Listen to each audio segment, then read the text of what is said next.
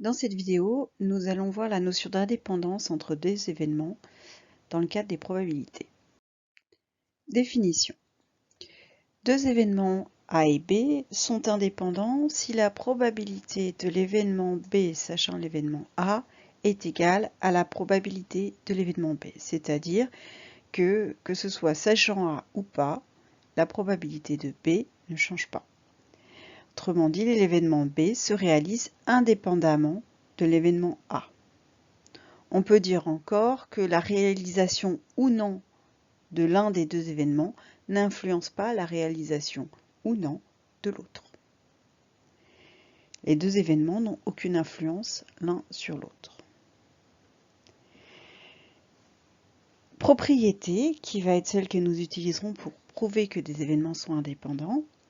Deux événements A et B sont indépendants si et seulement si la probabilité de l'intersection entre les événements A et B est égale au produit des probabilités P de A et P de B. Alors méfiez-vous de l'intuition quant à l'indépendance, utilisez plutôt la propriété. Démonstration de cette propriété. On sait par définition que P de A inter B, c'est P de A fois P de B sachant A, par définition de la propriété de la probabilité conditionnelle. Or, si A et B sont indépendants, alors P de B sachant A, c'est égal à P de B, par définition d'indépendance. Donc je remplace P de B sachant A par P de B dans cette formule et j'obtiens que A et B sont indépendants si et seulement si P de A inter B égale P de A fois P de B. Voyons sur un exemple. On tire au hasard une carte dans un jeu de 52 cartes. On considère l'événement A, la carte tirée est un As. Donc je rappelle que dans un jeu de 52 cartes, il y a 4 As. Et B, la carte tirée est un cœur. Je rappelle aussi que dans un jeu de 52 cartes, on a 13 cartes de chaque couleur.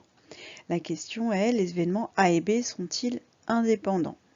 Alors on sait que dans les As, il y a l'As de cœur, donc on pourrait dire qu'il y a un lien entre le fait que ce soit un As de cœur ou un As ou un cœur. Donc, si je veux calculer les probabilités, il va falloir que je calcule les probabilités P de A, P de B et P de A inter B. On me dit que la carte est tirée au hasard. Cela veut dire que chaque carte de ce jeu a la même probabilité d'être tirée, c'est-à-dire 1 sur 52, puisqu'il y a 52 cartes dans le jeu. On est dans une situation d'équiprobabilité.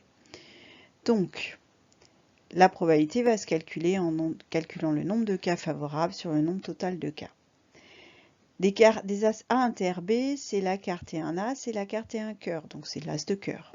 L'As de cœur, j'en ai qu'un dans mon jeu de cartes, donc ma probabilité est égale à 1 sur 52. Ensuite, je vais calculer P de A et P de B. Alors, P de A, c'est la probabilité que la carte soit un As. Des As, j'en ai 4 dans un jeu de 52 cartes, donc la probabilité que ce soit un As, c'est 4 sur 52, ce qui me donne 1 sur 13. B, la carte tirée est un cœur, donc la calcul. Le nombre de cœurs, c'est 13. Le nombre total de cartes, c'est 52. Donc la probabilité que la carte soit un cœur, elle est de 13 sur 52, soit un quart.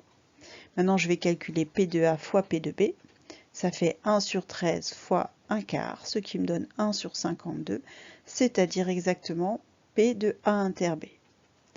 On en déduit que P de A fois P de B est égal à P de A inter B. Donc les événements A et B sont indépendants. Voici comment prouver que des événements sont indépendants. Propriété, si A et B sont deux événements indépendants, alors A bar et B sont eux aussi indépendants. Et en continuant ainsi, on peut prouver que A bar et B bar sont indépendants ou A et B bar sont indépendants.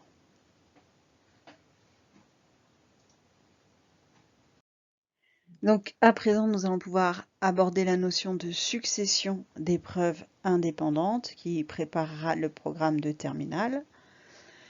Définition, lorsque deux épreuves aléatoires se succèdent et que les résultats de la première expérience n'ont aucune influence sur les résultats de la seconde, on dit qu'il s'agit d'une succession de deux épreuves indépendantes. On peut en avoir comme ça 1, 2, 3, 4 ou un certain nombre.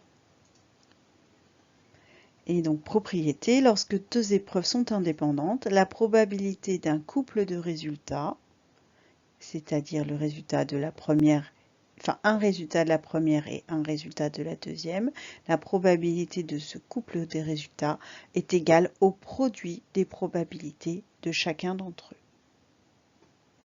Voyons sur un exemple.